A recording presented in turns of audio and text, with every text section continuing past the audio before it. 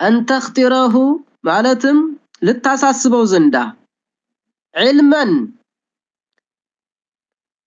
እያወቀች እሱ ቢአንሁ በመሆኑ ይሰሊ ወያሱም የሰውዬ ደግሞ ይሰግዳል ይጦማል እንግዲህ ሰውየው ሶላት ይሰግዳል ይጦማል አላህን ፈሪ መስሎ ያው እንግዲህ ሶላቱንም ይሰግዳል መቼም ሶላቱ ከሙንከር ነገር የማያስወግደው ሰው ከባድ ነው الصلاه تنهى عن الفحشاء والمنكر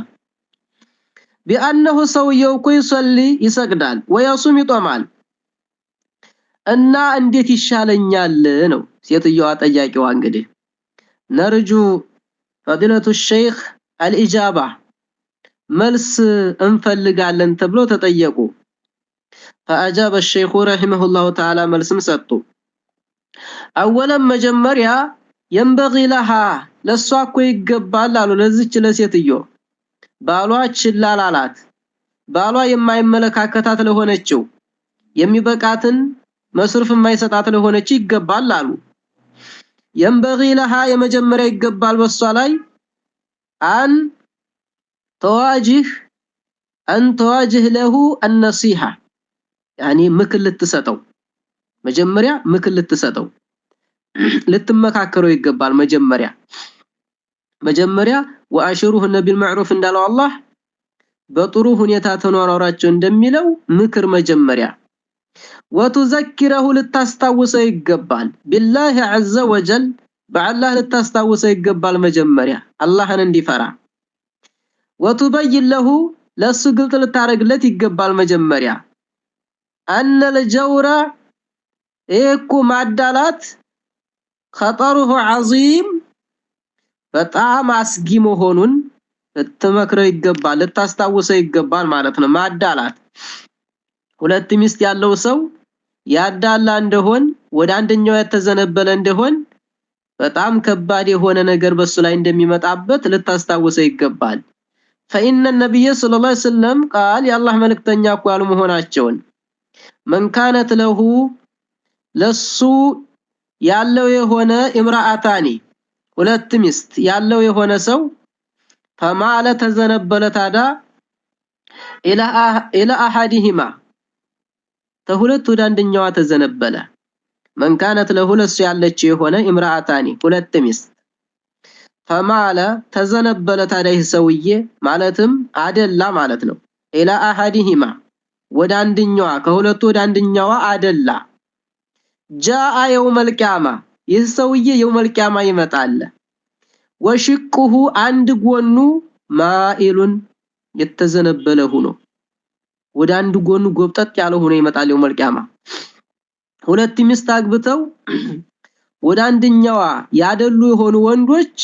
يوم القيامه በአደባባይ በሰዎች መካከል ጎናቸው የተዘነበለ ሆኖ ይመጣሉ ምልክታቸው በዚህ ነው የሚያስታውቀው ምልክታቸው በዚህ ያስታውቃል يوم القيامه ሙሆነው ነው እንደዚህ ሸንደል ያሉ ሲባል እነዚህማ ሁለት ሶስት ሚስት አግብተው ወደ አንደኛዋ ያደሉ ናቸው በዱንያ ላይ ወደ አንደኛዋ ያደሉ ናቸው ይባላል አላህ Subhanahu Wa Ta'ala በአደባባይ እንደዚህ አድርጎ ያጋለጣቸዋል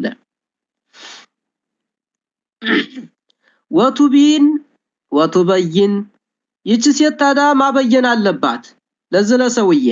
አንሃ መሆኗን ማበየን አለባት ለን ተስመሁ في حقها الواجب عليه በሱ ላይ ያለበትን ሐቅ እንደማታዝንለት እንደማትተውለት መናገር አለባት አኒ መሰለን ሰውየው ሁለት ሚስት አገባና ወደ አንደኛዋ የሚዘነበል ከሆነ ይችኛዋ ማበየን አለባት እኔ ሐቄን አፏልልልህም ማለት አለባት ሐቄን አልተውልህም ማለት አለባት ወቱቢን ማበየን አለባት አንሃ መሆኗን ለን ተስመሑ في حقها الواجب عليه በሱ ላይ የወጀበላትን ሐቅ እንደማትተውለት ማበየን አለባት ዝም ማለት የለባትም ማለት ነው ማበየን እኔ ሐቄን አልተውልህም የወጀበልኝን ሐቅ ልትሞላልኝ ይገባል ብላ ማበየን አለባት عليه يعتذر اذا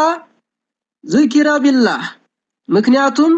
በአላህ በተመከረና በተገሰጠ ጊዜ ሰውየው ሊገነዘብ ይችላል ወዘከረ ያስታውሳል አነል መርአ ይቺ ሚስት እኮ لا تسمه بذلك حقها በዚህ በሐቋ እኮ የማታዝንለት መሆኑን ያስታወሰ ጊዜ ሊመለስ ይችላል ومع ذلك ተዝጋራ فإنني قالوا شيخ እንግዲህ አላህ ይرحማቸውና እኔ እኮ አሉ አቁሉ ላለሁኝ አሉ لهذه المرأة ለዚህ ሴት እኮ ላለሁኝ አሉ እስቢሪ عليه በሱ ላይ ሶብር አድርጊ ላለሁኝ አሉ ኦት እንግዲህ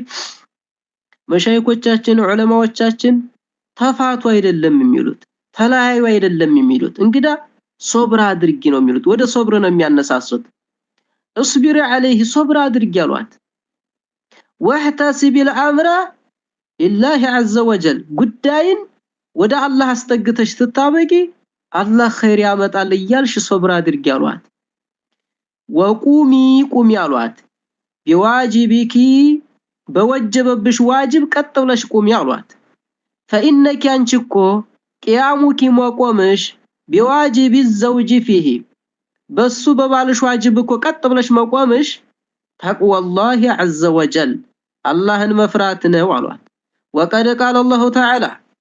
الله سبحانه وتعالى ብሎ አለ ومن يتق الله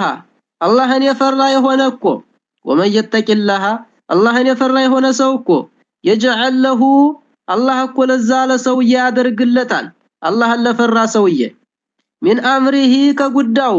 ይስራ ያገራለታል ጉዳውን ማለት ነው የጠበቀውን ጉዳይ አላህ ጋር ያደርግለታል ማለት ነው ወከዛሊክ እንግዲህ ሶብር ማድረግ አለብሽ ሶብር ካደረግሽ እሱንም አላህ ሂዳያ ይሰጠውና አንቺንም ጉዳይሽን አላህ ያገራልሻል አሏት ወሙቃበለቱ ዑድዋን ድንበር በማለፍ ድንበር ያለፈብህን እኮ ድንበር በማለፍ እኮ መቅጣጨት ቢልዑድዋን ድንበር በማለፍ ወተቅሲሪ እንደዚሁም በማሳጠር ወተቅሲሪ ቢተቅሲር አንድ አካል ካንተ ዋጅብህን ያሳጠረብህ እንደው መሰለን አንድ ሚስት ባሏ ዋጅብን የተወባት እንደው እሷም ዋጅብን ተዋለሁ ታለች ወይንም አንድ ባር በሚስቱ ላይ ድንበር ያለፈ ጊዜ እሷም እኔም ድንበር አልፋለሁ ካለች ይሄ እንደዚህ አይነቱ ጉዳይ ላ ተዚዱ الامر الا الشده ነገሩ እንዲከፋ ማድረግ እንጂ ጉዳይን እያግራራ ይመጣ ነገሩ እንዲከፋ ነው የሚያደርገው ይህ ጉዳይ ማለት ነው فاخشى افرالهኝ አሉ ሼህ بمقابله هذه المراه العامله زوجها በእንደዛ አይነት ጉዳይ እኮ ባሏን የምትስራራ ይሆነች ማለትም ባሏ ሲበድላት እሷም ደግሞ ሙቃበላ የምታደርግ የሆነ ሴት እኮ ፈራላታለሁኝ አሉ ما يعاملها به من الجور والظلم ባሏ ሲኸይናት ወይንም ባሏ ሲበድላት እኮ እሷም በድላለሁ ብላ የምትነሳሳ አየቃ አበይነሁማ በመካከላቸው እኮ ይወርቃል ብዬ ይገኛል ብዬ ፈራለሁኝ አሉ ሼህ الانفصال الكامل ሙሉ የሆነ መለያየት فيرجع منها ምክንያቱም እሱ ደግሞ ከባድ የሆነ ምላሽ ይመልስና እሷም ምላሽ መልሳለሁ ትትል እሱም ምላሽ ይመልሳል ከዛ በኋላ መፋታት ይመጣል ማለት ነው ثم يطلقها ከዛ ይፈታታል بعد ذلك ተዝ በኋላ ማለት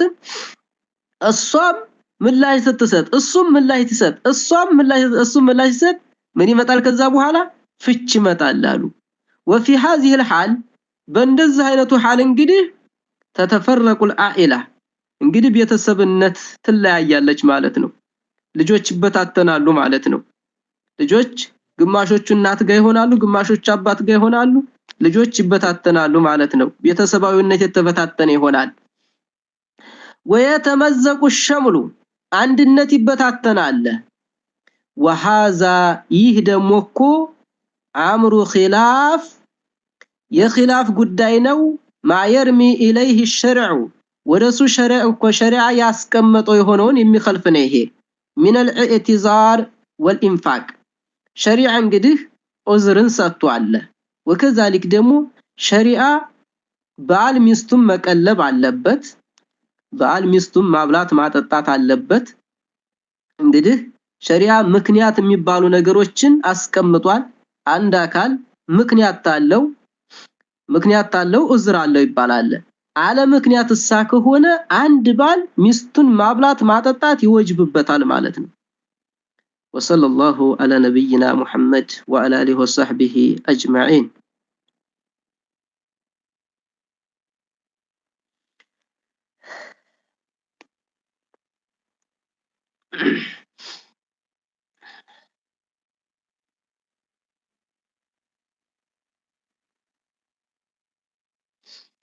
ان شاء الله መቼም እንግዲህ ጀዛከላሁ ኸይር። አሜን አሜን አጅብ ነው